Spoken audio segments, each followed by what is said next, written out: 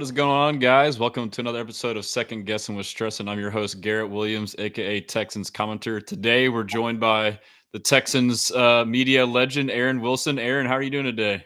Doing great, Dave. Thanks for having me.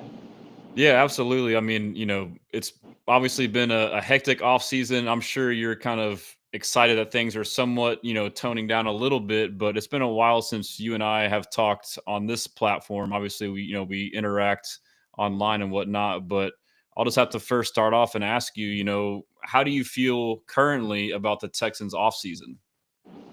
I think it was a productive offseason where they did address some of the issues that were facing them from a personnel standpoint. They didn't obviously have, a lot to do with some spots, but you look at the way they addressed wide receiver, added some new blood with getting in Jaden Higgins and adding Jalen Noel. And I think that both those wide receivers can help them as rookies. I know a lot of wide receivers don't contribute that much as rookies and have some issues transitioning to the NFL. I think these guys are very pro ready.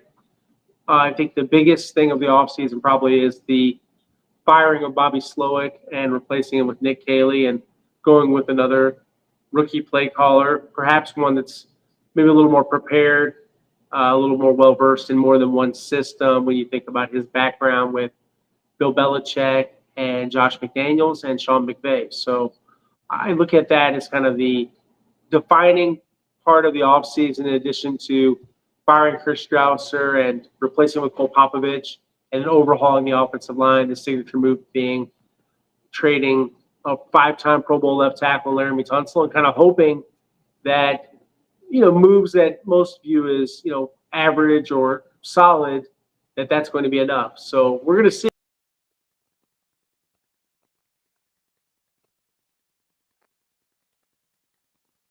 Looks like he's frozen there for a second. Hoping he comes back. Aaron, I don't know if you can hear me, but I believe you froze chat. You may be able to confirm. That's what I see on my end. So, Yeah. Okay. I can hear you now. You froze for a second there. Yeah, it idled out, and I had to actually put in my PIN number. Hopefully everybody doesn't know that now. But yeah, I look at the offseason and I think, they didn't address some positions I thought that they might. I thought tight end would be of a greater priority for them, but they're going to run it back with Dalton Schultz, who's got a guaranteed contract, and they're going to, basically, they spent a lot on defense for an already strong part of the team. I think they're going to lean heavily on the defense and on the running game and try to make things simpler, streamline things for CJ Stroud. And another big point, I think, is the empowerment of CJ in terms of audibles, in terms of line calls, protections, which I think a lot of people would hope for with him now heading into his third season. I think that probably would have happened with Bobby Slowick too, but it wasn't something that Bobby was necessarily resistant to. But that's what he felt comfortable with it with CJ in his second season. And this isn't all about dunking necessarily on Bobby, but obviously the offense wasn't playing as well as they'd hoped for. And behind the scenes, there were players that had issues with Bobby, and they didn't think he was listening to feedback and not running plays they wanted him to run. And then we had discord in the offensive line room between Chris Strausser and Cole Popovich. And Strausser has seemed checked out for years to me and others. And so my sources have told me that it was Strausser controlled the playing time, but it was Popovich who was giving the players the guidance that they'd hoped for, and the coaching and the feedback, and being really personally invested in these players and their developments. But with everything, things change, and now they're trying to overhaul this group, this offense, and the whole season to me will be a referendum on the offense, if it's good enough, and if it's not, Garrett, the season won't be good enough. They won't reach their potential if the offense doesn't take this next step. I'm not worried about the defense or the special teams. I think that will kind of take care of itself. I mean, I agree with you, and I've been saying, I think a lot of us agree with this. Like last year, I thought we had a Super Bowl caliber defense, and now it's improved even more. And in my opinion, the offense doesn't need to be elite. It needs to be at least average to give us a shot to make that next step. And I do like that you pointed out too, like the moves that they made were kind of not what a lot of people expected. Like, obviously, me personally, I was thinking, okay, they're going to address interior O line. They're going to sign this big free agent. Okay, they didn't. Now they're going to draft this big interior offensive lineman. And then you mentioned as well, they invested more on defense. So, in your eyes, does that kind of tell us, like, a reminder, like, maybe the public or fan perception, like myself, what I think the team needs to do isn't necessarily what they believe? So, like, that being said, does DeMeco kind of see this being a defensive-led team? He wants to win with defense. And then also, obviously, they have confidence in the personnel they have on hand with the O-line. Right, Gary, those are great questions. When you look at their perception internally, yes, they feel like their best and clearest path was to make sure they have an elite defense and they stayed sharp on defense. They didn't take any steps back. They wanted to get better. And adding CJ Gardner-Johnson, that was an opportunity to get better. They felt like by investing money in the long-term future with Derek Stingley Jr., who obviously was always going to be, a fixture of the defense, and Danielle Hunter, who had outplayed his contract, they're willing to be market value. They're pretty player-friendly with these deals, including Jalen Petrie, who briefly for 3 days was the highest paid nickel, even though he doesn't intercept a lot of passes and is more of a mini linebacker type out there and making big-time hits. So that's his special gift, is the tackling. When I look at the investment, I mean, it's pretty outsized on defense if you just sort of follow the money.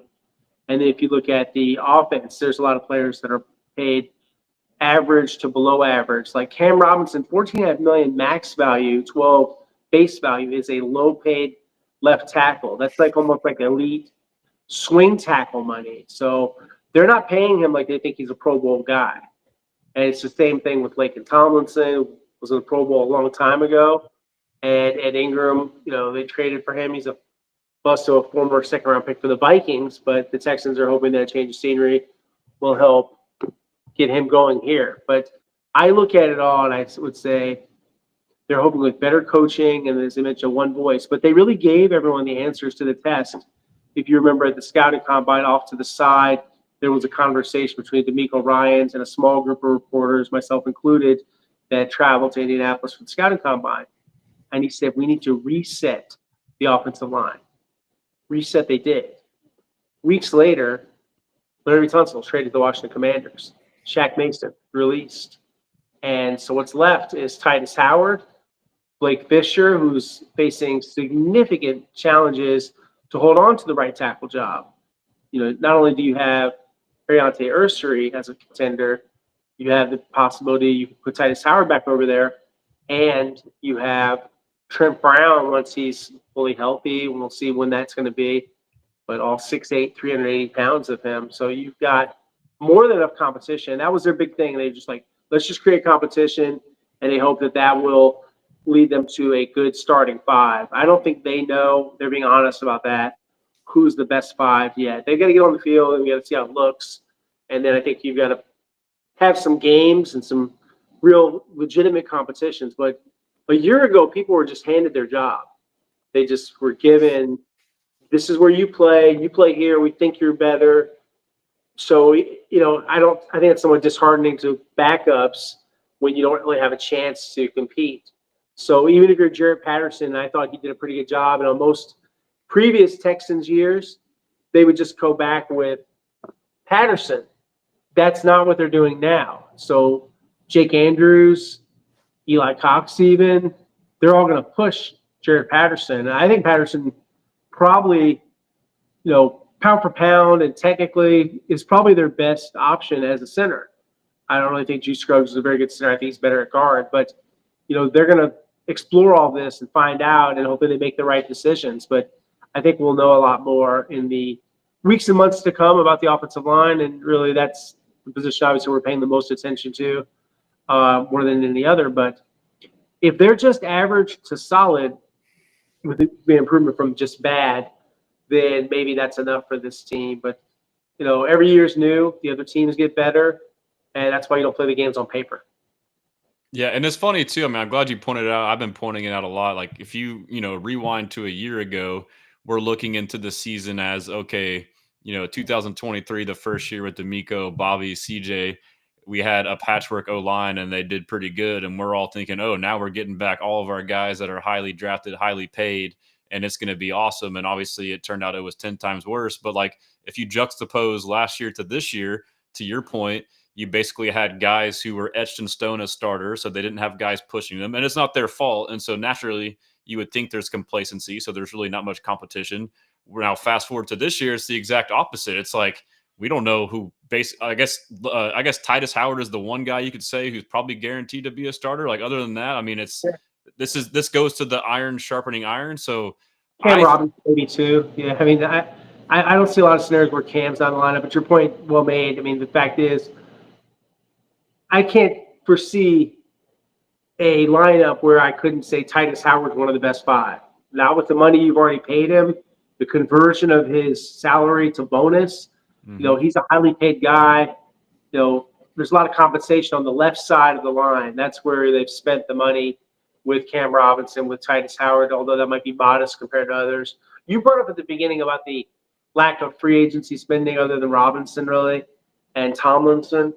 I just never felt like they could afford or thought those guys were good enough, like a Will Fries. And I checked into every guard, which was the main thing, like Kevin Zeitler.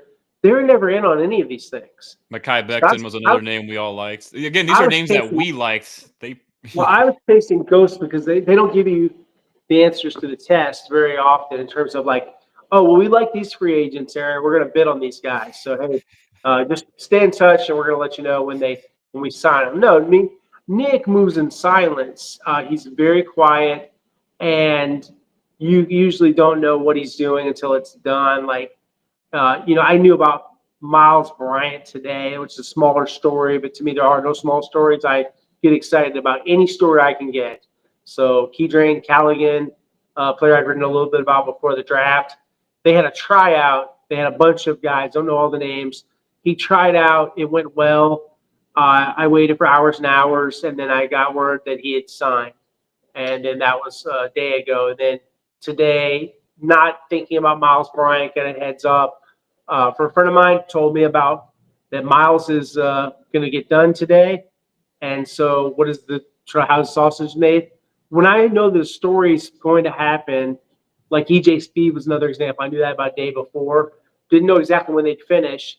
Pre-write the story, have it in my computer, basically push the button to turn it from red to green, and then publish. And then you're either a mixture of like relieved or happy. Usually I'm just sort of relieved if it went fine and I didn't, get beat on the story. So big thing is be right, be accurate, be fair, and be fast. Fast is important too, but mostly be right. So I get asked about rumors all the time. I get asked about all kinds of crazy things. I check into them. Some things really don't have any credence. People can say anything they want. Some people are, what I would call legitimate reporters, and some are not. It doesn't mean they couldn't know something. Sometimes fans know things. Sometimes fans see things, and they're right about it. So, yeah, I mean, you can't go in thinking you have it all figured out when you're trying to look into the offseason. The offseason is really, I would say, when a beat reporter can, show what they can do, because the in-season, there are a lot of equalizers. There's practice access. There's locker room. There's press conferences. There's an injury report. So the idea of inside information in season typically goes back to lineups, how the severity of an injury, the availability of a player. Obviously, you don't want to reveal the game plan, but I mean, you have certain knowledge about certain things, and you try to apply all of that, but a lot of it is the cycle of matchups, features, stories, all that sort of thing. But the offseason is tougher, because if I was to tell you yesterday that they're going to sign Miles Bryant, well, I'm not Nostradamus. I don't know that, but he did make sense. He was a player that was a good depth piece for them.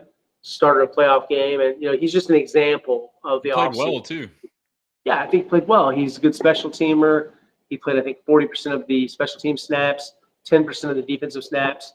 And when he played for the Patriots for 4 seasons, he had 200 tackles, 4 interceptions, and 2 sacks. So, given the opportunity, if you need him, can Miles Bryant step in and make plays? Yeah, he's a smaller guy, but he was also a 3-time All Pac-12 selection. The reason I'm tapping is because for some reason with the settings, it turns to gray if I don't keep doing that, and eventually It's all it'll good. turn to It's nothing. You'll keeping better hear me me on my more. toes. Yeah, No sorry. worries. I'm not trying to punch you in the face or tap you in the tap you or anything like that. But yeah, that's I'm what's going used to on. getting poked all day by my daughter, so it's fine. Okay. All right. But yeah, no, I mean, I love that you kind of like explained to us a little bit about like the ins and outs of being a beat reporter. I've learned a lot. I'm just a fan. I don't even know what I call myself, but like, being around you guys and observing you guys, and I have a lot of respect for what y'all do. So, I mean, you obviously do a great job, and we appreciate Appreciate it. everything Thank you. you do. And I respect the fact that you just said like, to you, there's no such thing as a small story. So like, you're just as pumped and excited to break the Miles Bryant news as the Laramie Tunsil trade or something like that. So that's cool to see. But you Yeah, talked someone about. really had one piece of the story too, Garrett. Like, I got a text about a minute before that Kenyon Green had been traded to the Eagles. I didn't have the other piece of the story, which is the big part of the story. So I tweeted that he was traded, and then between 30 to 60 seconds later, the whole trade's out there. And nobody gave me a heads up, didn't know what was going on, rallied, figured it out, confirmed everything. And so a story like that, that was super bittersweet because I only have one part of it and not the most important part. So, like, for any guy that says out there, like, oh, he knows everything, they tell him about everything, that's just not true. And that would be the same for any level, whether you're talking about national reporter, local reporter, it's not spoon fed to you. It's not supposed to be easy. It's supposed to be difficult. And that, Especially when the GM is Nick Caserio and the head coach is DeMeco Ryans. I mean, from our well, perspective and from what you're they're very telling us, they're super tight-lipped. Yeah, they want it that way. They don't see any competitive advantage in talking about things before they're done. So that is the challenge. So, a lot of times too, what I would call journalism is it's the first draft of history. So that's what we're basically doing.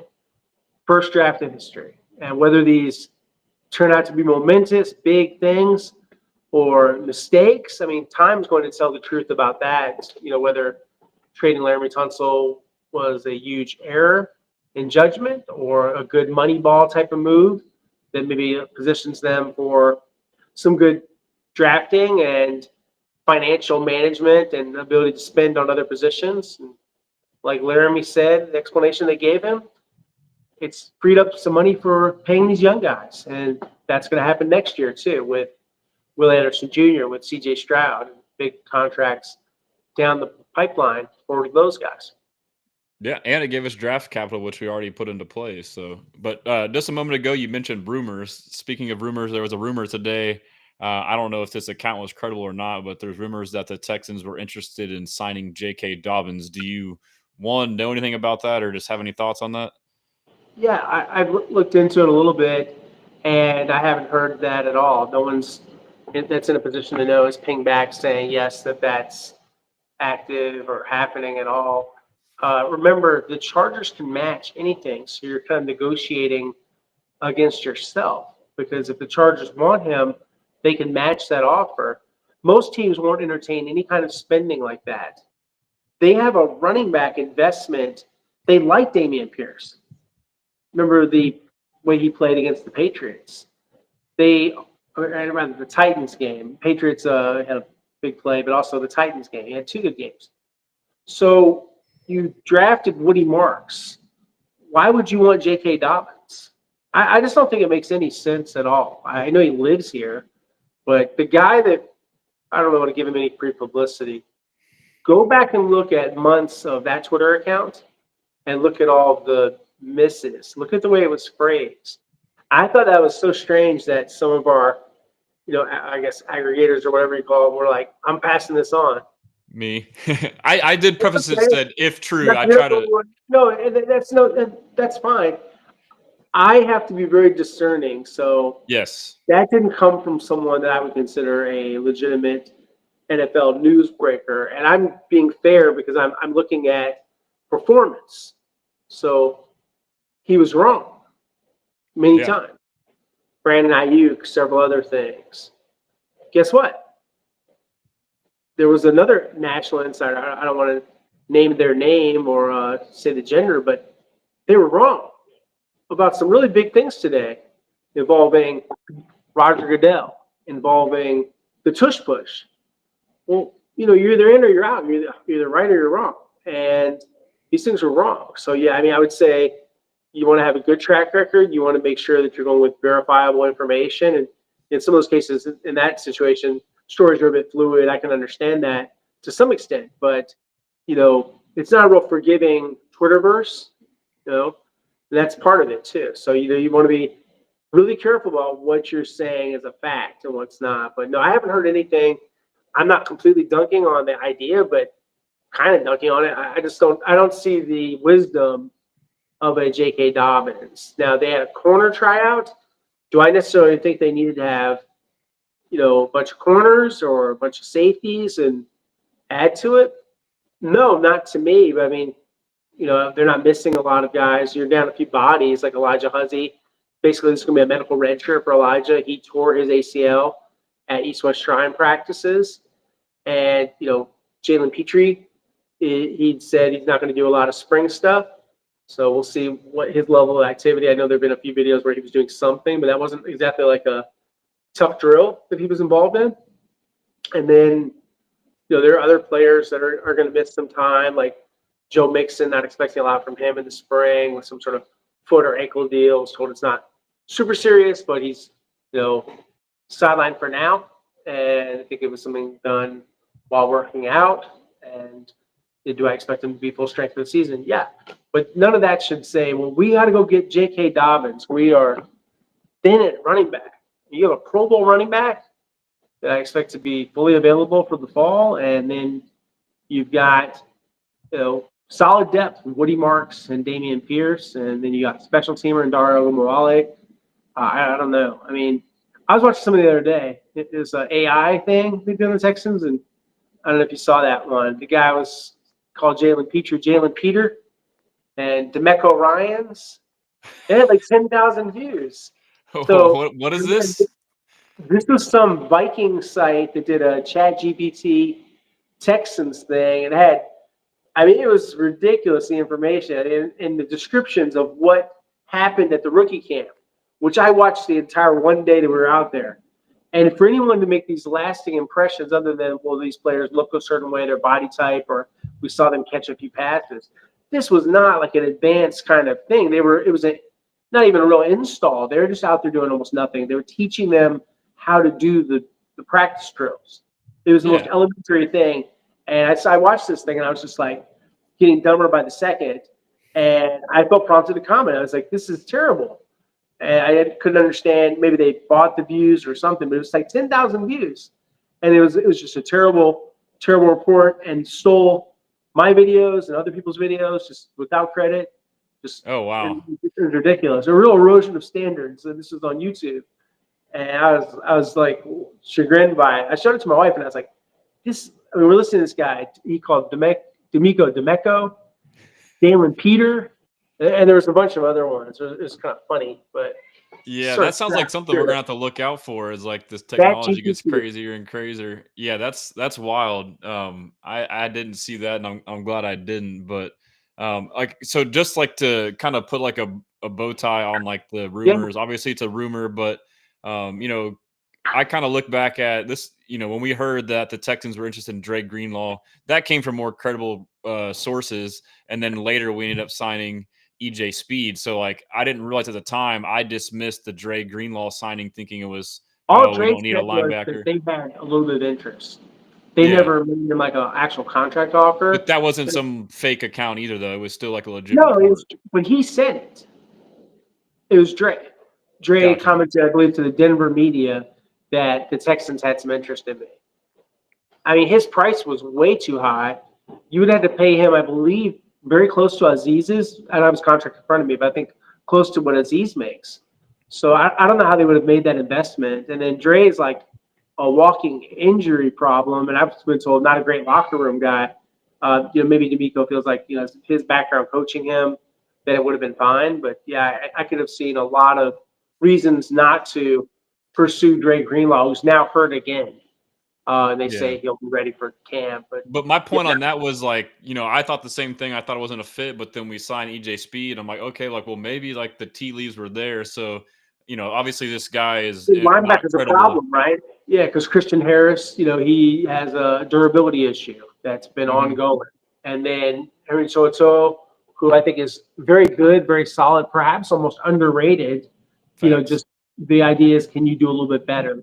Is EJ Speed perhaps rangier, sort of a taller linebacker that has the productivity, has played at a fairly high level, not Pro Bowl level, but had 142 tackles. It's only a $5 million investment, and that's the max. It's really a 1 year, $3.25 million deal. So they still, in an ideal scenario, you would get Christian Harris for the full 17, and you have your more talented tandem, he's one of the fastest guys pound for pound on the Texans defense. So that would be great, but he's healthy now. He's got to stay healthy, and he's got to prove that he can stay out there to take the job away. What I would expect for the first team defense when they run out there, I bet it's toe-to-toe based on the way they usually handle things. He ended the season as the starter, and I would think he'd be out there, and I think he's going to compete with Speed and Harris. That's another underrated competition one where nobody's being handed the job. Easiest thing to do would be just let Toto stay out there, or give it back to Harris once he's your third round pick from a couple years ago from Bama. Well, I think there's a new order, a new way of doing things, new way of doing business with the Texans, and it is not about complacency or giving people things. It's about people earning things. Of course, in some instances, someone's so talented or they have the contract and they have status that you have to kind of get away from that. But in most cases, I think this is the new way of doing things. I feel like they had kind of a self autocorrect that went on and a serious look in the mirror where they've acknowledged internally what they did last year. That didn't work out so well. So, I mean, the easiest way to not get any better, I feel like we're all either getting better or we're getting worse. So, how can I get any better at what I do? Well, I need to learn some new skills. I need to learn how to, get involved in YouTube, social media. When I first started doing this, when I was in college, I'm 52 years old, email did not exist. They invented email while I was in college at East Carolina University.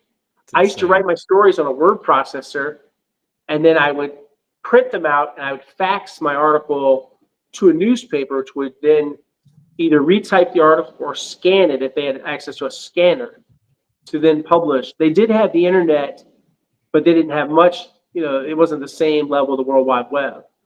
The way I would used to, before social media existed, if I had a good article, this was when I was a smaller newspaper called the Carroll County Times, covering the Ravens, I could have a very big story. And sometimes I did. I would email it to Mike Florio of Pro Football Talk, so he would put it on basically what I call the bulletin board of the NFL on PFT or Red Zone. I would email Red Zone. I would email him. And if you showed up on a big aggregation site, that people hit refresh. And then I was one of the bloggers for Pro Football Talk. So every day was constant emails from Florio.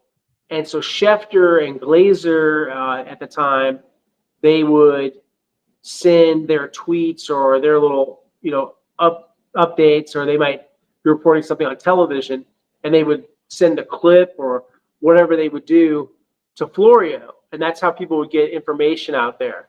So everything's changed. So like I say, to improve and to get better, I think you always have to be working on your sourcing, your relationships, making new relationships, getting to know people. Every year it's a new rookie class. I might get a different draw of agents. We may have different people with the team.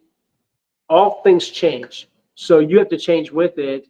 And I would say the Texans, they're trying to change with the times and be as modern and efficient as possible. So I salute them for really taking a look in the mirror and saying, yeah, division champs, but that's not good enough. And that's what they're trying to do. I understand not every fan may understand or media member may understand the plan. They're not going to tell you everything, but read between the lines, listen to their statements, look at some of the actions. And that's my conclusion, that they're saying, loud and clear in their actions. We are not satisfied. We're not complacent. And if they're not good enough this year with the changes they made, then maybe they'll do something different. But I mean, this is something of an experiment with the way they're doing things. And I would say it also, I would call it a meritocracy, meaning like you get what you deserve, what you earn. You're not just handed anything. I mean, they really don't want that culture of entitlement. This is not a country club. This is supposed regardless to be, of where you're drafted or regardless of your contract, right? right. I mean, obviously certain players, you can't treat every player the same. Just like you probably see from Bill Belichick, some of his interviews recently where Nick Caserio comes from for the Patriots. You can't treat everyone the same. You don't treat Tom Brady or Antonio Brown or, Mike Vrabel. Not everyone is the same. You can't. And certain guys, maybe you treat them worse because they are a star player. I mean, Tom Brady was on the front of that many times. He was treated, I would say, more roughly because they felt like he was able to take it. He was able to process that. And, I'm sure it did, obviously, and he said this, it bothered him and it's bothered other players. They weren't having as much fun as they wanted to. Okay, well, the idea is to win. And they're the franchise that's won the most Super Bowls. And Houston hasn't even been to an AFC championship game. So the status quo, I think it needed to be different for the Texans to try to take the next step. Just give yourself a chance to take the next step because 0-6, I mean, if I tell you at the end of this year, well, you're going to go to the divisional round, there's really no point to the season. You're going to lose in the divisional round to Baltimore, Kansas City, or Buffalo, or whomever. And that's your fate as a team. You're going to be relevant. You're going to have some guys put up some stats. You're going to have highlights, but you're not going to win. You're winning nothing. You have no chance. Well, what's the fun in that? If you're a player or a coach or administrator and you basically are conceding the season, I don't think that's great. I think you do this. Anyone that does, what these guys do, which is obviously a super tough challenge to be a competitor in the NFL. Like, why do it if you're not trying to be great? Like, why not chase greatness? Why not? These are cliches, but they're cliches because they're truisms. So, if you don't care, I mean, or if I stop caring, let's say what I do, I try to relate what I do to maybe what other people do. It's a comparison I make. It doesn't always relate, but if I stop caring about who's on the practice squad or which player is going to be questionable but not really questionable, or maybe they're not just questionable, they're out, and I stop applying any effort, stop trying to find out anything other than it's given to me, well, I'm not doing my job.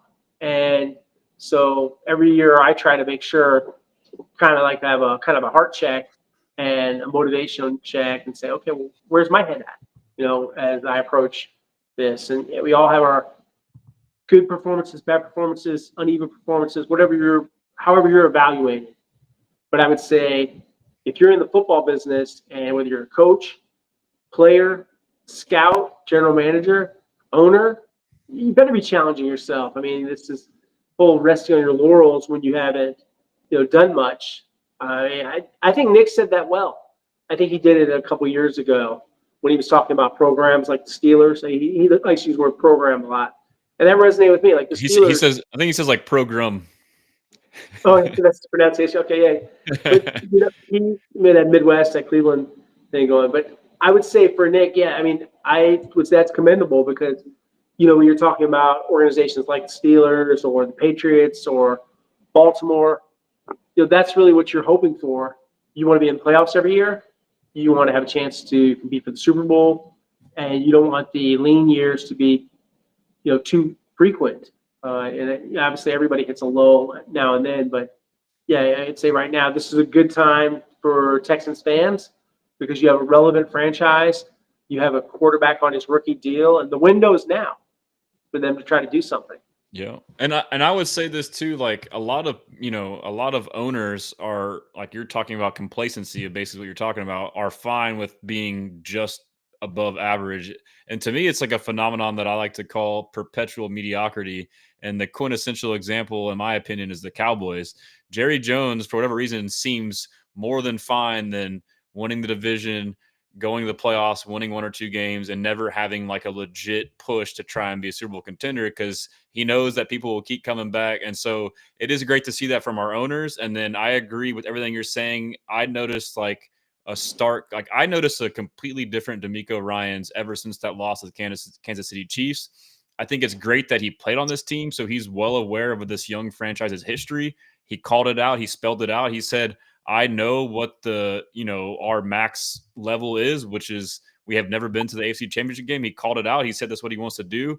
And so you can tell by his actions, everything they did this offseason, firing Bobby Slowick, trading Laramie Tunsil, he's sending a message that, they're willing to replace people. And, like we just talked about with Christian Harris and Henry To'oTo'o, we just brought in EJ Speed. So like, hey, y'all are good, but like I brought in somebody else. And then back to our convo with the running back, regardless of whether that report was true or not, I've been, wondering myself if this is something they will do.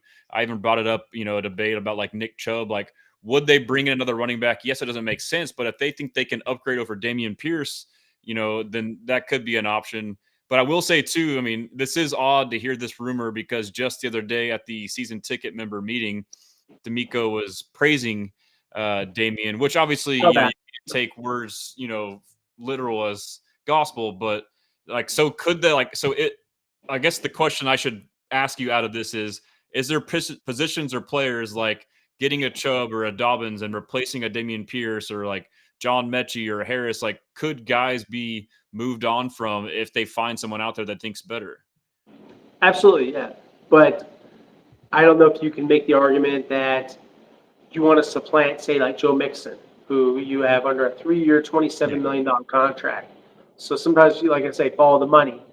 Yes, Dameon isn't necessarily even promised to be the backup, but he's RB1 in the drills right now that the Texans even showed when they showed a brief clip. And I was told that independently. He was RB1 ahead of Woody Marks. So it's like they just gave Woody Marks the backup running back job. Will he eventually be the backup running back? Perhaps he will be. But I think all of it is kind of conducive to the whole theme of the competition. But Dameon, remember last summer, people thought he wasn't looking good, and they were saying he was going to be cut. And that never came close to happening. And I did a lot of extensive checks, double checks, triple checks on Dameon, and he was a lock to make the team. So I would just say this, perceptions are one thing. Reality is entirely different. And how they see the team is all that matters. Whether the fans or media, sometimes they're right about some things, of course. It's not like the fans don't make any good points or media or whatever. But ultimately, you have no power and no influence, nor should we, over how they run the football team. And, you can't run it like a popularity contest. Oh, they're really tired of Pierce. Okay. I mean, he's a powerful runner. He's, would have had a 1,000-yard season with Pro Bowl alternate as a rookie, the Angry Run of the Year, great tackle breaker, really good kickoff returner, asset as a kickoff returner. But every time you've heard Nick talk about him, and remember he set that precedent for 4th-round deals with Dameon, and then he did it again with Jaden Higgins, which doesn't make him more popular when it comes to the other GMs. Not that he cares, nor should he. My point is just that they like Dameon a lot more than the fans do. So yeah, that's what they've told us that repeatedly, like all training camp last year when fans like me were what they're saying. It's not just coach speak. Yeah. Sometimes you have to accept that what they're saying and take it actually at the face value. I interpret every statement. I'm an overthinker. I listen to everything. I try to make sense of why say this? What does this mean? Why didn't they answer this question more thoroughly? Was it because of who asked it or what they said or what the tone might have been? Or is it because they haven't announced this thing yet? I mean, some people may have thought when we'd already reported that Fatukasi was on the team and I asked about Fatukasi at the rookie camp, who knows? Maybe DeMeco didn't want to talk about a veteran player at the rookie camp, or maybe because they hadn't announced formally the deal yet. That's why.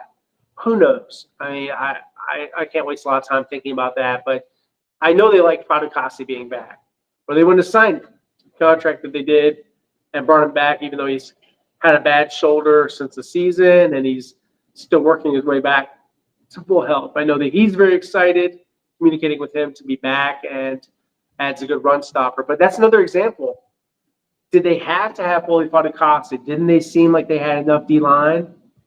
Well, they didn't really, draft anyone particularly high. They went in the 7th round. with Hamilton to add a defensive lineman. So, they feel like this is one of their best, if not their best, run stopper. So they The have nose him. tackle, the one tech. And if these tackles get hurt, it's a meat grinder position. Guys get injured, including Badakasi, Rankins. So that's some of the thinking. I mean, even like, is Miles Bryant guaranteed a job? I don't think we could say that, right? I'm surprised by that signing because they added a lot of depth in the drafts, like at that potential nickel spot. So now it's kind of stacked, and you have Darby, who's could potentially play that role too as a cornerback 3 I think /nickel. Ronald's the third corner. I think basically he is the new Shaq Griffin. Who is? I'm sorry. I think that Ronald is the third corner. Yeah. Actually, I feel very confident that he's going to be the emergency corner if something happens to Derek Stingley Jr. or Kamari Lassiter. So taking Jeff Okuda's place from last year, essentially, right? What they'd hoped for from Okuda. Yeah, yep. that makes a lot of sense to me. Hey, I just want to check in with you, by the way. Are you good on time? Are you good to go for another 15? Do you have some fans that have questions? Yeah, we got some questions I want to get to. Too well with where I am in relation to my phone, but I've got you on a. I'll read it to you. Sideline Sarah, shout out Sideline Sarah. She says, could you see Harris getting traded if he doesn't win the starting job because he's going into a contract year? Good question. I don't know what his trade value would be. Obviously he was a third-round pick, so other teams had him graded in a similar manner. Might you be able to get something for Christian if he just loses his competition and dump him for some kind of pick? I would think it's late, right? Day 3, 7th, 6th. Would you be better off just having him as an insurance policy and a quality backup? I would think I would want to hold on to that piece rather than just trade him for a pick. I don't think that draft picks are the Texans' issue. The issue is always having as much talent and as good a talent as you can have that fits your system. So, depth. I know maybe he seems like a luxury item if he's not playing, but all kind of things can happen, right? Aziz was suspended last year. One bad hit, and Aziz is suspended for even longer or the same amount of time, right? That's a good point. Another question we got is from Mr. Optimistic. Shout out Mr. Optimistic. He says, do we know what the Mixon boot is related to? Well, I'm not trying to master the obvious here. It's his foot or his ankle. No one's been definitive. I was told that it wasn't even worth reporting by one person. I had another person tell me something he did on his own, working out. I was told not to worry about it, that he would be ready for when things matter. And, seems like he's doing all right. Sometimes walking boots also are a bit precautionary if you're having some soreness. But no, I'm not reporting. If I really thought this was a big deal or I had more information, I'd have a byline up with a headline and all that type of thing. But yeah, I mean, a fan was right that saw him, and maybe it was you, Mr. Optimist, I'm not sure, or your friend, saw him at the airport. I did some checking based on a question someone asked, a question on my Facebook, my YouTube account in the comments. So I looked into it and I was told definitively that he's in a walking boot. Now that was, I believe, as of a week ago or maybe almost 10 days now. So I don't have any new update on him. I was told by one person close to Joe he's doing absolutely fine. And he has a camp coming up with CJ Stroud too, right? So I mean, 7th, yeah, June 7th. It's his camp. The camp is still active. But do I think he's going to be out there in a walking boot or crutches? No. I bet we won't even be able to tell. And who knows? Maybe he's feeling better. See what happens. Also, this part of the offseason, voluntary. So if he doesn't practice, does that mean he couldn't practice? I don't know. There's also no injury report, formal injury report, until the first Wednesday of the regular season. So they don't necessarily have to tell us anything. We can ask. It's up to them if they want to answer and give more information than they have to. Of course, I think there's no competitive advantage at all, for anyone to know. And we'll know when training camp begins if he's practicing or not. But cross your fingers until then. But it wouldn't surprise me if he was missing time in the spring, based on what I've heard. But Yeah. we'll see. Well, I guess that's like, obviously on one hand, he's a vet and doesn't need it, but it's a new OC, new scheme. But you would think someone like him, it's more mental reps. He's been in various schemes. He knows the game. So hopefully that's He's not. pretty scheme flexible. Yeah, I'd say he can play anything. And Mr. Optimistic had another great question. He said, how's Blake Fisher's offseason going? I haven't seen Blake. I heard it's doing well. I haven't actually been around Blake at all. I don't know, firsthand. But I'm sure he's lifting weights and working hard and trying to make the leap from year one to year two. But no, I haven't seen Blake Fisher, so I don't have any independent information. I've seen like photos or videos on Instagram. I think I saw his vacation, so hopefully he had a good time on there. And yeah, by all accounts, he's doing what he's supposed to be doing, working hard, and just see how does that stack up in relation to the competition, the other lineman he's facing. But wouldn't surprise me if he was RT1 when they roll out there for the practices. Yeah, and I could see that too. And I guess there was a question in here earlier, and I don't know if I got to it, but here it is. I think it's from Hunter. Shout out Hunter. He basically wants to know. Let's see. Caserio said he's not concerned about the O line. How do you think they will build the O line, and could guys like Fisher, which you just talked about, or the rookie guard play this season? So I guess like as of today, to kind of like resurface this question, what do you think the starting five will be initially? This is, right now, not my answer for the season. I would go with Cam Robinson at left tackle, Tytus Howard at left guard, Jared Patterson at center, Juice Scruggs at right guard, and Blake Fisher at right tackle. I would cross-train Ursery at left tackle, right tackle. I would get him ready to step in at either spot. Trent Brown, I don't think is healthy enough to do anything yet, so I can't really enter him into the competition.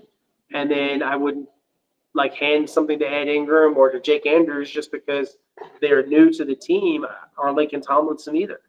I would, be willing to replace almost any of these players with the exception of Robinson and Howard. But I would say from center to right tackle, 3 of the 5 should be fluid, and they shouldn't be written in stone at all. They should be written in pencil that you can erase and write something else down. But right now, today, I think that's how they would roll out there. That's awesome. I kind of agree with the sentiment as far as what it will be, and I like that you point out like the right side. I mean, I think we kind of agree too. Like Tytus more than likely penciled in or with the marker in as left guard, and Cam as left tackle. And it's nice to know. I like that you said that Ursery could be playing both. That's good to know. But yeah, it does sound like a fluid situation. So that's a good What's my take on most that. talented 5, though? That's a better question. Yeah, I guess most talented versus best unit is different Still because stick then with you're the gonna. same left side. Maybe it's Jake Andrews at center. Right guard, I still kind of think Scruggs instead of Ingram. Ingram was not very good for the Vikings, but could you put Tomlinson there? What Maybe about that's better. Ladarius Henderson? I know he's a name that's been coming up, and I didn't know he was going to make the team. He's had a good offseason. They really like the work ethic, but almost all of the praise for him has been they worked really hard and restructured his body. No one's said he's a great lineman. He was a 7th-round pick. He started for Michigan. He's a left tackle. I think he's up to the side. I don't think he's being viewed as starting candidate at all. I don't think that they view him that way internally. He might have a chance to be this year's Nick Broker, who's now with the Steelers, got a job today. And then what's my most talented right tackle? It's Ursery. Yeah. Okay, so it could be a lineup. Say it's like Ursery, Scruggs, Andrews. I'm just talking about my view, amateur scout here, sports writer, what I think is the best talented 5. I would agree. So you got to be right. I guess anything to do with cohesiveness or communication or knowledge of scheme. I'm just going off of my take. Really easy thing to do. Yeah, no, I think that's a great take, and and like we talked about earlier in the show, I mean, regardless, one thing that stands out is the depth too. Like, not only did last year, the scheme, everything not go great for the pass pro, but as far as personnel, we didn't bank on having Kenyon Green not pan out, and not only not pan out, but playing bad, and then also Shaq Mason just having this massive aggression out of nowhere, and then at that point, your best backup was Kendrick Green, so you didn't really have any fallback options. Well, I guess you could move Scruggs to guard, but this year, I guess what I'm saying is, if we were to have those same things happen, we now have much more better options at depth spots. Do you agree with that? And so does that make Yeah, you I kind mean, of they were almost out of ideas. It was getting to a point where it was like a match game, and even the backups keep getting hurt. Like Kendrick Green always gets hurt. So Kendrick, who I thought had some ability, was a kind of a tough phone booth kind of guy. Phone booth meaning like he plays in a limited area, but he, when he gets going, he can move pretty well. But he's shorter, real strong. Had some qualities that made him sort of a, spot starter. But yeah, almost everybody had some kind of deficiency. And with Laramie, it's penalties. With Tytus, occasionally some problems with really elite interior quickness. With Patterson's strength and big guys like Tavondre Sweat and Jeffrey Simmons. With right guard, I mean, it was a series of, Shaq Mason, lack of mobility. I think had gained some bad weight, looked slower, knee issue. Then right tackle Blake Fisher kind of lost out there, kind of guessing, especially in the Chiefs game, really exposed against Chris Stone Cold Jones. So the deficiencies are there for anyone to see. The upside is there with some guys, especially it was there with Laramie, who's no longer part of the team. And I think you always kind of see upside with Tytus, some toughness, some really good strength, and a little bit of a nasty temperament. Yeah, he made some mistakes, obviously, in a 4 game against Detroit, but overall, I would say the sum of his parts really outweigh any of the drawbacks, and you can see why he's a first-round draft pick. So, looking at the line as a whole and trying to be fair here, because I haven't seen a lot of these guys in person. With Tomlinson, durability is great. He's always available, but he's declined. His Pro Bowl days, he made it once, seem to be behind him, and they're not paying him a lot of money, so it's not like they have this big competitive market for Laken Tomlinson. Fisher, I mean, it's a real shame if they don't have Fisher and Scruggs as starters, having drafted them in the second round. But if that's what has to happen and they have to sit, I can say this, like Nick's not going anywhere. I mean, people are upset about his offensive line drafting. Look at his overall drafting. Look at some of the ways he maneuvers the cap, trades, personnel. He's been good at pretty much almost everything except for the offensive line. Arguably his best for where he picked him in terms of personnel moves until this year was Patterson. Drafting Patterson in the 6th round. That was a really good draft. That's a steal looking back now. For where they got him as a starter. But, if you look at the early returns on Fisher or where things went up with Kenyon Green or where things have been early returns on G. Scruggs, these things haven't worked out.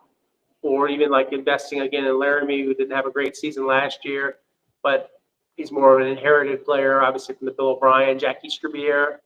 And I look at, Tytus Howard is a Brian Gain player, Brian Gain / Bill O'Brien guy. So, they've inherited two of the better linemen that have been here in the Nick Sirianni era were linemen that they inherited in Tytus Howard and Laramie Tunsil. So now, this is where he's adding some new blood. And a lot of what I think, and I really think he nailed this pick, is Ariante Ursery. I'm just really impressed with Ursery.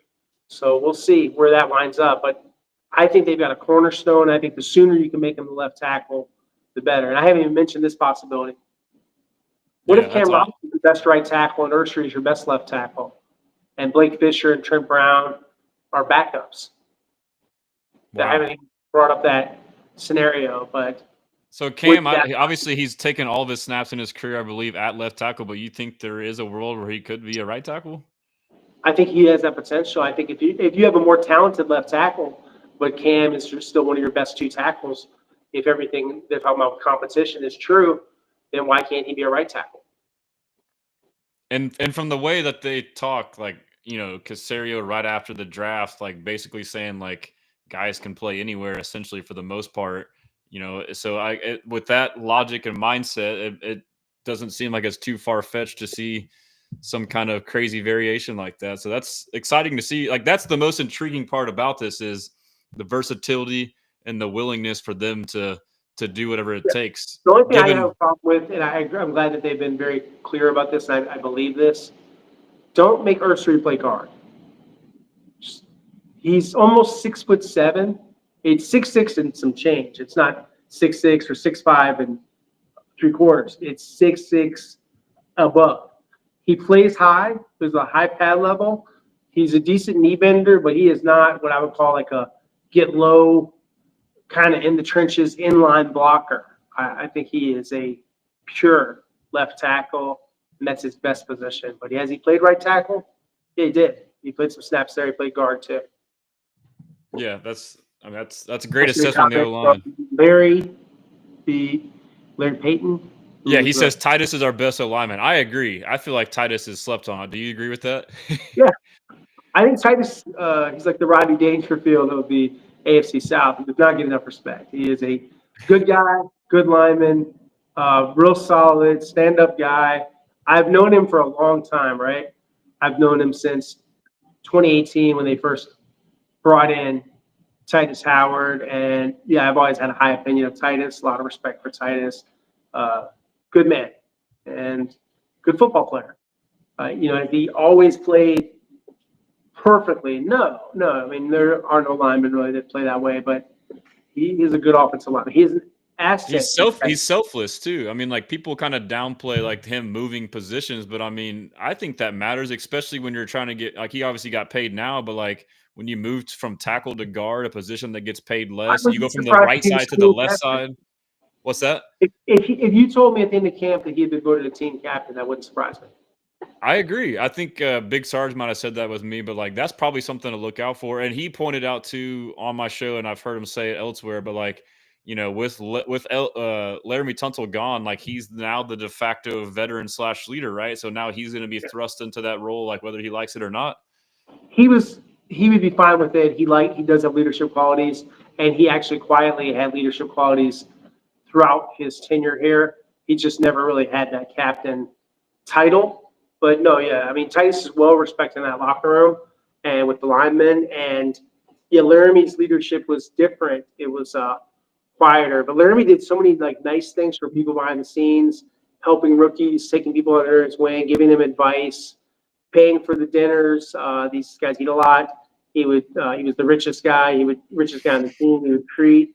I get to see a side of Laramie that not everybody gets to. I've seen him in so many different settings, and Laramie and his whole crew and his brother, and I worked out a couple times with his brother as a trainer, and I just thought quality guy, and I understand that maybe the penalties are frustrating. It was just kind of a thing that he has always been part of him, but that's the trade-off. He made some great plays, made some great blocks, but yeah, Laramie, scapegoating Laramie the way some people did as soon as the trade came, to fruition and acting like he was some kind of cancer. That was just so bad. And the comments like toxic. The only thing I would say was I would say Stroud and Popovich button heads a little bit. That's the toxic, yes. Yeah, but yeah, that kind of rubbed me the wrong way too. Like there people like especially the national media. Okay, like if it's a local fan, okay, fine. But like national media, to me, it was irresponsible. Like to say it and then to not provide context at the very least. Like give an example.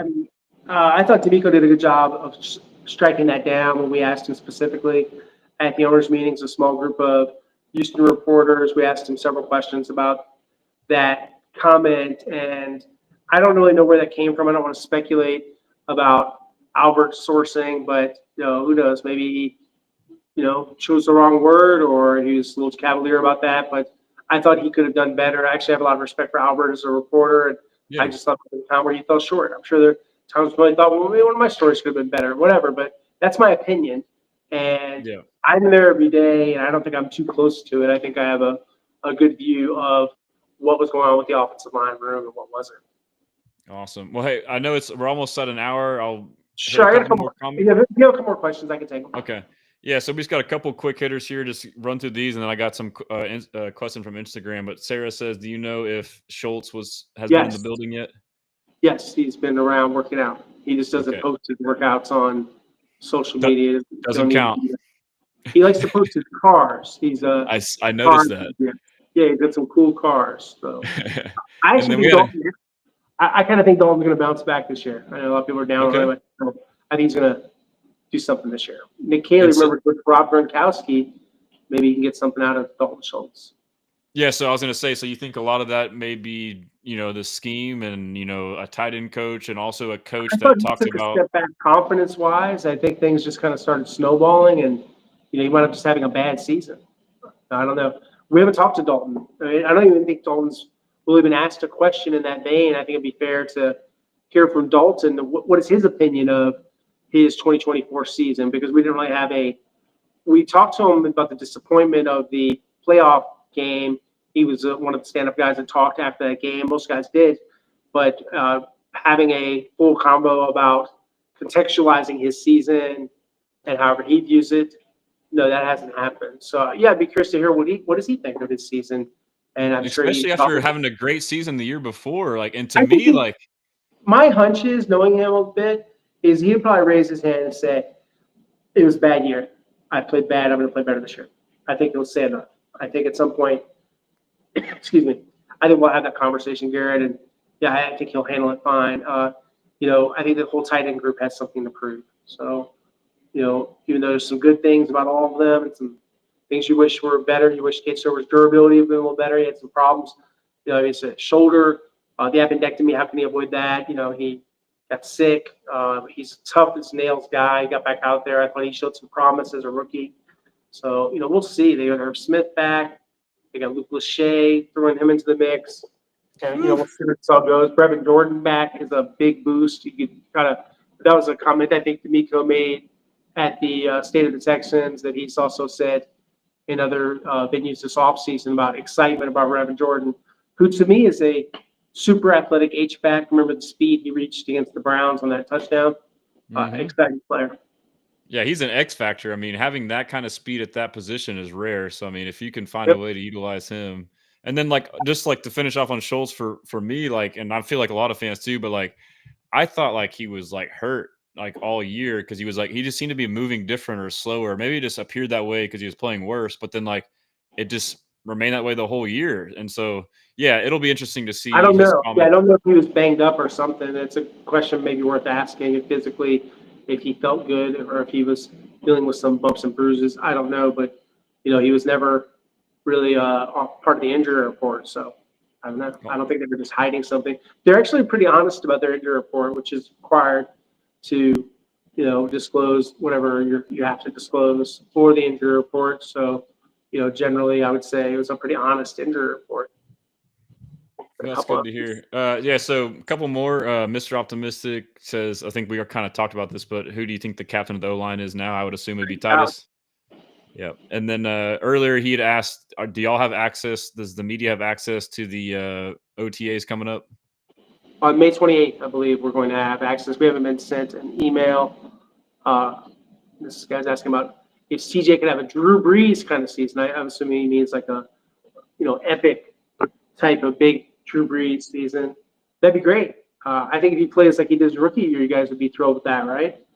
Just don't play like last year, where he was under serious duress and running around. As one fan put it, I guess he was running for his life. Or it was. Do you remember that? He probably put a little bit of mustard on it. It was a great Southern accent. That poor guy was running for his life. Poor thing. Yeah, that's it. That was cool. Yeah, I clipped that. I put that on my YouTube. Yeah. And not to make fun of him or anything or the question. No, it was and the I epitome think of a Nick's fan. answer. I've been asked this by a few people, contextualizing, putting it into perspective. Nick's response, obviously, they were pretty transparent and accountable. They sat up there and took the tough questions from the fans. Good for them. They did that. They faced the music, and I think they're proud of the team they're putting together. And, Nick, I think, wanted to give some assurances to the fans. What's he supposed to say? We're pushing the panic button around here. I mean, he's got to project some confidence, right? I thought he handled it fine. I didn't think his answer was to say, I don't think there's any problem here. My head's in the sand. No, I didn't take it that way at all. I think it's a much more nuanced thought that we've been spent, obviously, the first half of this show, this conversation on about the offensive line. They're just saying that it wasn't good enough. Okay, so they want to make changes. And a lot of this, too, is stuff that Cole Popovich and Nick Caley believe in, that they want to have changes. So you want to think of one man, he doesn't have anything to do with the Texans right now, Dante Scarnecchia. That's the right. guy. That's who they I learned. love it. Scarnecchia, a tough. Greatest O-line coach of all time, right? Potentially. Him or maybe Joe Bugle with the Hogs. You remember Joe Bugle? I don't, but I know the Hogs were good. Remember the counter trade they would run behind with John Riggins? They pull the Yes. guard in the tackle, and they. This is my youth. I grew up in D.C. as a big Redskins fan. I guess I can say Redskins. That was their name at the time. Big Commanders now. So yeah, they would run this play, and they'd have guys, including later Luke Lachey's dad, Jim Lachey, was one of those linemen. But the Joe Jacobys and the Raleigh McKenzies, guys like that, leading the blocking for what they called him the Diesel, John Riggins. And they had Joe Theismann back there. And these were some great teams. And I would watch the same team almost every year because there was no free agency. So, like, the teams I would watch, so every year, like Dexter Manley, Charles Mann, Darryl Green, all these guys were out there. And you'd watch them for 10, 12 years. So you better get these picks right because they'd be the same guys. Very rarely did they change up the team a whole lot, but every now and then. But yeah, so I got to watch like him or Doug Williams, and it was some.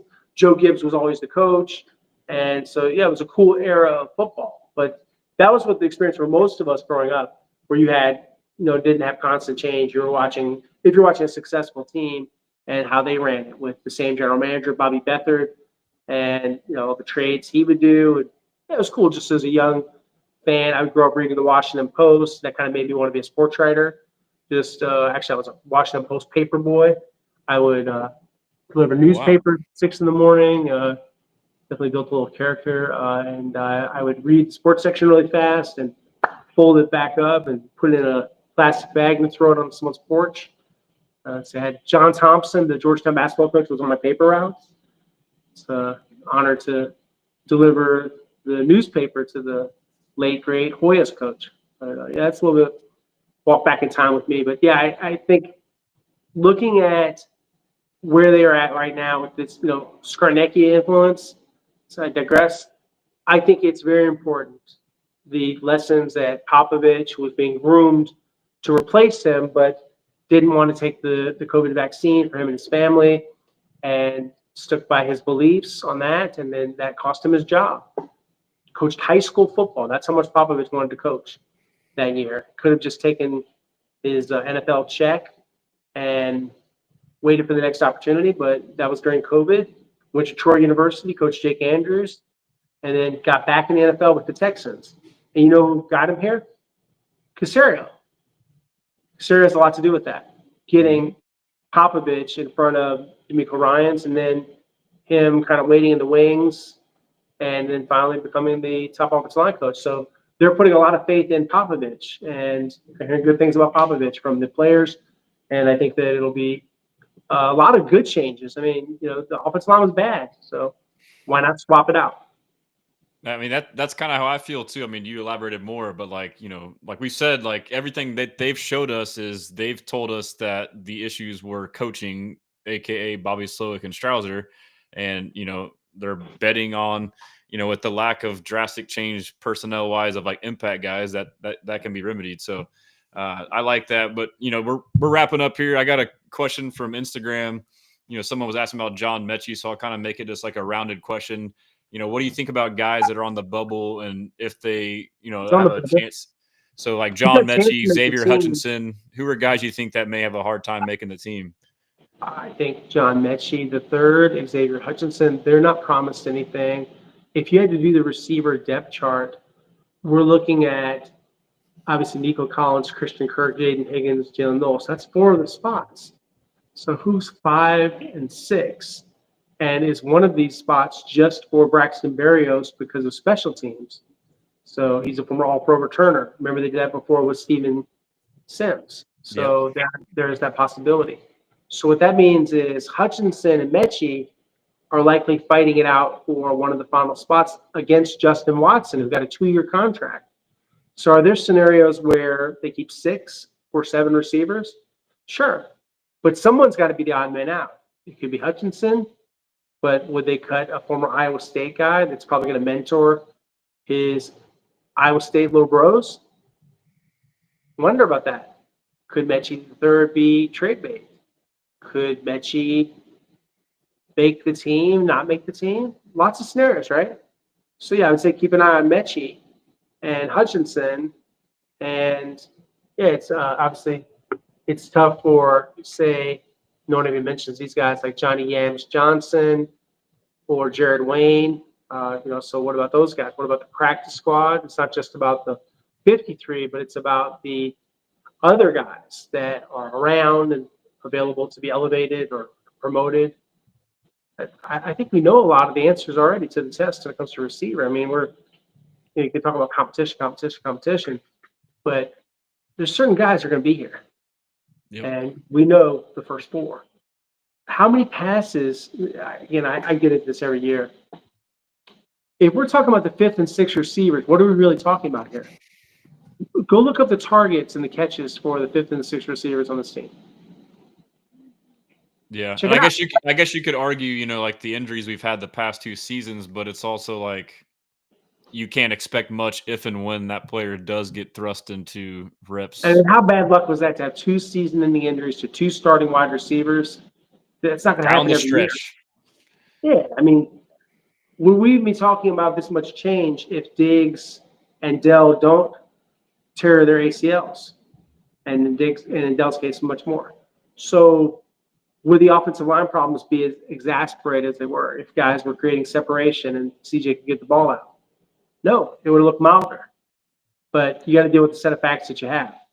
And so you don't have Tank, and Diggs is a Patriot, and they had to make changes. So rather than just only spend on the offensive line, they thought by adding weapons to the offense that they might simplify CJ's job, streamline things for him. Well, I think that Hutchinson. What's that? You reading the low key baseball for injuries? I don't know. That's my guy engineer. They're moving fast. Yeah, they're moving fast. But I was going to say, we were just talking. Oh yeah, so receiver injuries. I feel like the impact of injuries at receiver the last 2 years, especially last year, have been overshadowed by the O-line, underperforming. But I mean, if you think about it, like we had guys like Jared Wayne out there, guys that weren't familiar with the offense. And so now you couple that with, bad pass pro. You got guys running the wrong routes. Like the injury to Tank, Jared Wayne was in the wrong place. So, I mean, so not only that, you have CJ Stroud scrambling and he can't trust the receiver. There's no continuity. Yeah. Like that's huge. I mean, and he ran the wrong route. Why he dove, I don't know. I'm never gonna ask him. It was a complete accident. Yeah. He was absolutely inconsolable. He was crying his eyes out. People were concerned about him. I think one person approached him. There was no way I was gonna really walk up to Jared and be like, "Hey, what happened, man?" And he's a puddle of tears, and he felt awful. Imagine. So no one could. I don't think our job is to make these guys feel terrible about themselves. He already felt badly about it. It was a awkward situation. I know Jared ever since he got here. Good guy. He used to be my neighbor here in the River Oaks area. And yeah, I mean, there's just nothing you really can do with something like that. I mean, I don't know. What's he supposed to say? I'm sorry. Yeah, that was terrible. It's bad. But the point was and I think he didn't run the wrong route. I think he was in the wrong area, and I think he just thought he was going to make a big play in a big game. Spacing was poor. Yeah. But to my point though, I think certain receivers were in the wrong spots or doing the wrong things, making the wrong reads, and so now but we didn't talk about it or highlight it enough because it's not as apparent as a tackle missing a block because you don't really know, the inner workings. You know what's never said too? What's that? No one blocks some of these guys. Like who else do you know that blocks George Karlaftis very well? He's absolutely relentless. Or Chris Jones. I mean, they're much less you ask Dalton Schultz to do it in the biggest drive of the season. I don't a lesser talent, but also a good talent. On many teams, he would probably be a standout, especially if he was healthy. Like Charles Omenihu, who I know very well. Charles Omenihu's tough to block. They got lots of guys. They got Mike Dana. They have a bunch of underrated football players all over the Chiefs defense. and they're deployed so well by Steve Spagnuolo. So you're talking about Slowick versus Spagnuolo. I like Spagnuolo's chances, man. that was the game right there, That's right? the That was the mismatch. game. Yeah. And it showed. It showed.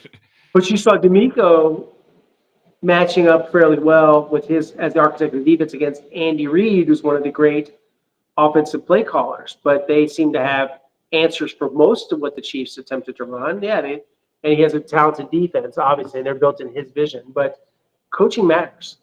And Spagnuolo versus Slowick, that's like a mismatch. I'm sorry, Bobby, but gotta be honest. You know? That was one of the biggest mismatches in coaching I've seen in a long time. And I agree. Like Spags, to me, I was around Spags when he was a senior assistant. He'd been let go by the Rams, and he was working for the Ravens. And John Harbaugh used to bring in guys like Spagnuolo to keep it fresh. And then one year he brought in Gary Kubiak, and Gary brought in some of his guys, and he ran the offense, and they took him up a notch.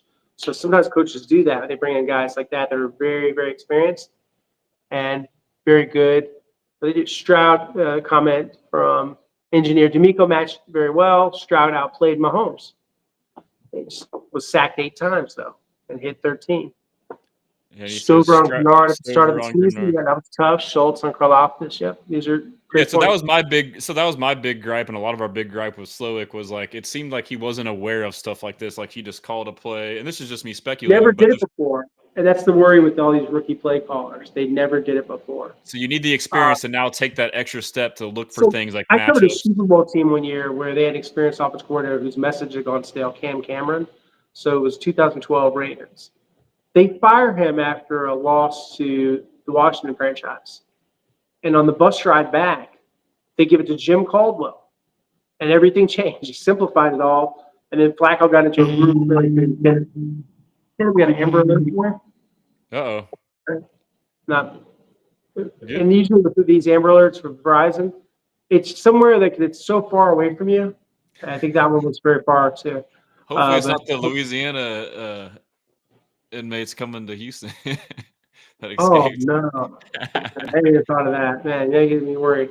So yeah, but sometimes you got to change things up, and I think the Slowick to Caley thing, you kind of could hear the confidence. I did a little article on that about how DeMeco, is feeling so good about his decision. It was just a rookie minicamp, but he's excited. That's good. That's what you want to hear. You want to hear about your new coaches. You want to hear excitement. Yeah, thanks for having me on this. This has been fun. It's like flowing by. Yeah, we went longer than normal. I mean, people are loving the interaction. We still got questions coming in, but we can definitely run it back, or I can join your channel sometime. I mean, yeah, that's good. Let's have at it. For those that don't know, Garrett knows a lot about the technology. I'm kind of a novice to YouTube. My wife makes my thumbnails. This is where I shoot my videos mostly, unless I'm at KPRC or at NRG or somewhere else, or like at the Combine or something. And I'm not as interactive as far as screen sharing. I'm more just like, hey, here's my take, and this is what I got to say, and tape them, and then people will watch them or don't. And I'm having fun with it, though. I am happy to be part of the YouTube community, YouTube creators. So yeah, it's a lot of fun. I'm at Aaron Wilson Sport. I think you guys also my Twitter, Aaron Wilson _NFL, and then all of my content is free of charge at www.click2houston.com. You don't need a subscription. You can just click on it and read it if you want to read, and it's all archived. So yeah, I appreciate it. Thank you for having me. Yeah, and if y'all don't, I mean, obviously give him a follow, especially on YouTube. He's doing great content. Keep it up. We appreciate it. And again, thanks for joining. Yeah, thank you. As far as today, that's all we got. We appreciate you guys tuning in. We'll see y'all soon.